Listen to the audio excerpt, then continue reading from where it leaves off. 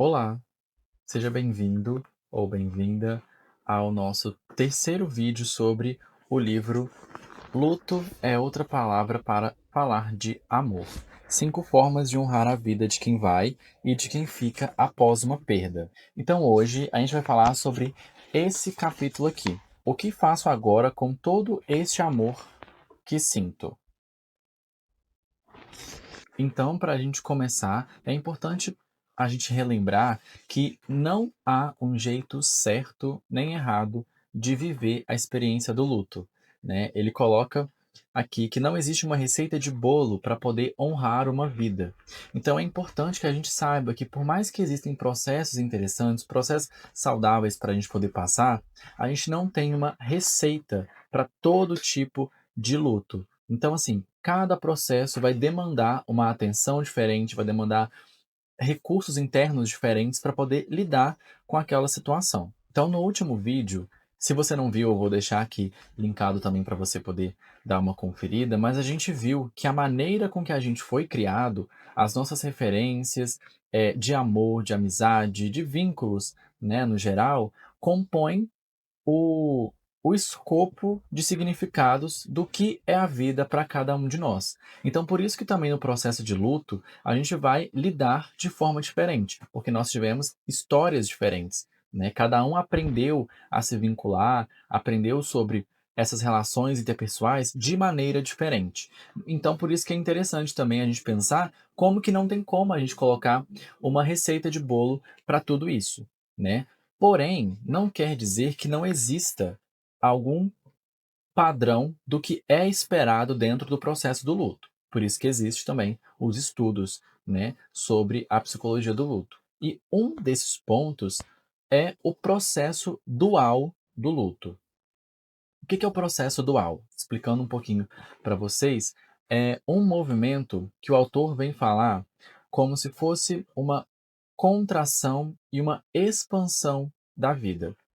Gente, não reparem, a minha mão está assim porque eu estava com tinta de impressora na minha mão. Fui trocar a tinta e não saiu, e, enfim, eu preciso gravar o vídeo. Hein? Esse não é o assunto, mas é porque eu reparei agora que eu estou gesticulando e meu dedo está assim. Mas tudo bem. É, voltando então pro processo dual do luto, a gente vai ter dois momentos. Um momento de contração e um momento de expansão. E aí, dentro da teoria, a gente vai ter o processo orientado à perda e orientado à restauração. Se você quer acompanhar o slide, eu vou deixar aqui no primeiro comentário fixado, tá bom? Então, assim, momentos orientados para a perda. O que que isso quer dizer? Ou seja, é uma intrusão da memória, da perda, renúncia à continuidade e realocação de vínculos e laços e negação e evitação de mudanças restaurativas. É aquele momento que a gente está passando no luto em que ele se faz presente com sentimentos intensos e ao mesmo tempo assim desconfortáveis. Os momentos voltados à restauração é quando a vida mostra pra gente que ela está mudando de alguma forma. Então, assim, abertura para novas mudanças, novas atividades, distrações da perda, negação e evitação da perda, e novos papéis de identidade e relacionamentos. É como se a gente tivesse momentos voltados para a nossa perda e momentos voltados para a nossa vida, né, para darmos continuidade de alguma forma. E aí não vai ser um processo linear, né? Não vai ser um processo que a gente vai passar uma vez e acabou. Vai ser um processo que vai ser uma ida e volta, vão ter altos e baixos, né? A gente vai em um momento de restauração, volta para o momento da perda, volta para o momento de restauração, fica um pouquinho mais, volta para o momento da perda. Então, esse movimento ele vai acontecendo e é muito importante que a gente tenha isso em mente. E também existem momentos dentro do nosso luto que vão relembrar a gente daquela perda, mesmo que a gente esteja num dia talvez mais distraídos. Então, por exemplo, a gente pode estar passando na rua e sente o perfume, alguém usando o perfume daquela pessoa especial que se foi. A gente vê um, um barulho da chave que parecia com o barulho da chave da pessoa, né? A gente vê alguma pessoa semelhante àquela pessoa na rua e logo já vem aquele sentimento, e aí já vem aquele luto também, aquela lembrança que a pessoa não está mais entre nós. Então, esses momentos vão mostrar para a gente essa, esse movimento que o luto faz entre restauração e entre perda, que eu acho muito interessante. E o autor vem trazendo para a gente que o William Worden, é um psiquiatra americano, afirma que tem 4 grandes formas de morte. E aí ele fala detalhadamente sobre cada uma, né? Então, vai falar sobre a morte natural, sobre a morte acidental, sobre o suicídio e sobre o homicídio, né? E aqui fala que as circunstâncias da morte, bem como a morte em si, tem grande impacto sobre o processo. Então, pode ser que um luto de uma causa natural pode ser diferente de um luto por suicídio, pode ser diferente de um luto por homicídio, né? Dependendo do vínculo de cada pessoa, dependendo de todo o contexto, mas que são formas de morte diferente, né? Então, falando um pouquinho sobre a morte natural, é uma morte que pode ser esperada ou pode ser súbita. E aí, quando nos dão o tempo de prever a morte, a gente pode pensar que, por mais doloroso que seja, a gente consegue se adaptar aos poucos a uma nova realidade. Porém, há algumas mortes naturais que chegam sem aviso também, né? Nós temos questões de saúde que são de uma hora para outra e que acontecem sem a gente prever, né? E isso causa uma desorganização, porque quando a morte ela é esperada, ela pode ser dolorosa, mas algum processo de luto já vem sendo feito dentro daquele contexto, daquela história daquela pessoa. Porém, quando é inesperado, tem um teor muito maior de desorganização. E aí, dentro desse exemplo de morte natural, o autor traz para a gente a história da Norma, né? Que aí, no final de sua vida, né, ela percebe que ela não precisa necessariamente esconder tudo o que sente, e então ela tem uma outra relação em relação à sua família, né, com uma abertura maior, pensando realmente nessa questão de conseguir se preparar para a morte, né? Então é um processo que o autor participou ativamente, né, no tratamento dela, e ele traz aqui esse relato, né? Lembrando que ele trocou o nome, então não tem como a gente saber, e também não é por isso que a gente está lendo, né? Para a gente entender como que a gente pode é, lidar com esse tipo de situação. E aí eu achei muito interessante um texto que ele falou para a família da Norma quando ela faleceu, né, no hospital. E eu queria trazer aqui para a gente poder falar esse texto também. E eu queria que a gente pensasse um pouquinho sobre como que a gente tem honrado as pessoas que partiram, né, as pessoas especiais para a gente. Então, eu vou ler essa parte do livro, que para quem acompanha está na página 42, essa partezinha aqui. Então, assim, nós honramos seus cabelos que já brincaram com o vento. Nós honramos sua testa, que já foi a sede dos pensamentos. Nós honramos os olhos, que já olharam as belezas dessa terra. Nós honramos o seu nariz, a porta de entrada para sua respiração. Nós honramos suas orelhas, que já escutaram nossas vozes. Nós honramos seus lábios, que já falaram a verdade. Nós honramos seus braços, que tiveram força e vulnerabilidade. Nós honramos sua pele, que foi mais fina do que ela conseguia ver. Nós honramos suas mãos, que tocaram as nossas e já fizeram muitas coisas nessa vida. Nós honramos suas pernas, que a levaram a viver novos desafios. Nós honramos seus pés, que permitiram que ela seguisse o caminho da vida. Nós agradecemos todas as bênçãos que foram dadas a ela e nos foram dadas durante sua vida. Nós nos sentimos honrados por ter feito parte da vida dela.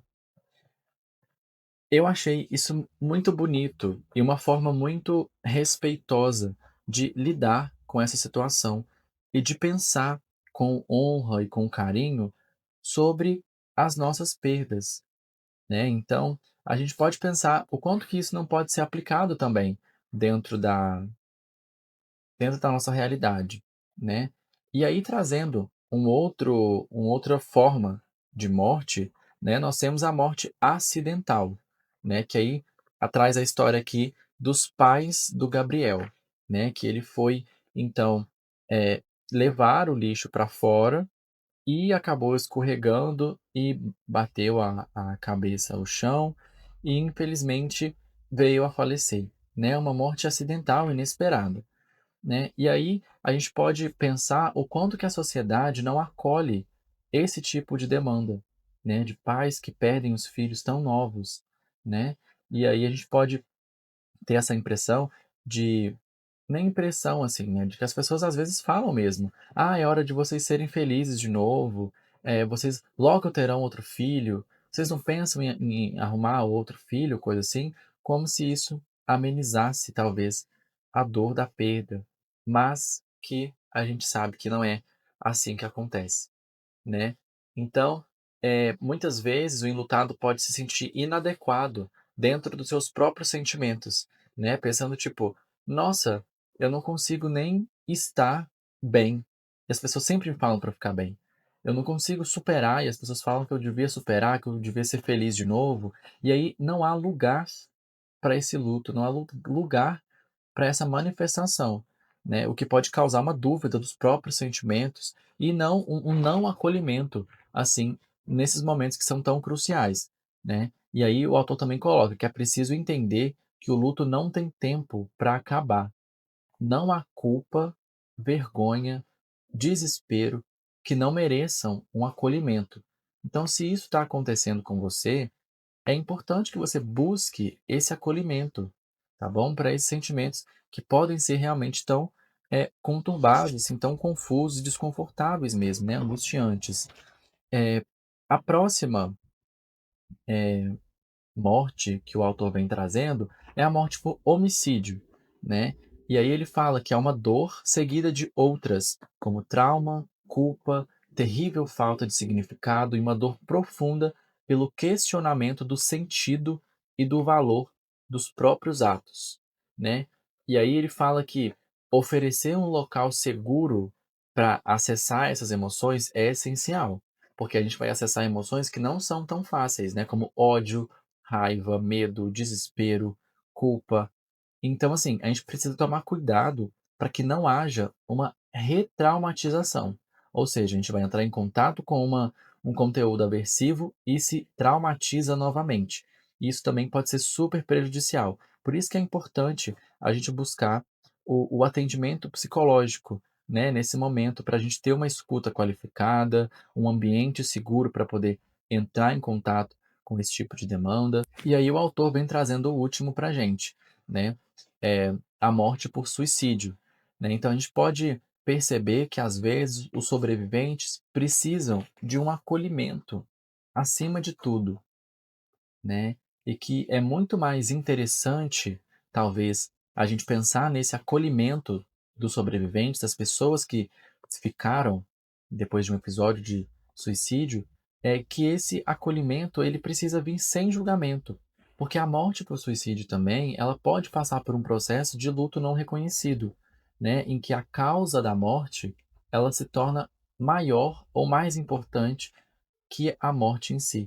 Então isso tudo é muito delicado da gente conversar, mas eu achei muito interessante o autor trazer essa reflexão para a gente durante o livro, né? Essas formas de morte, para a gente poder ter essa ideia de que não é um luto só, não é uma morte só.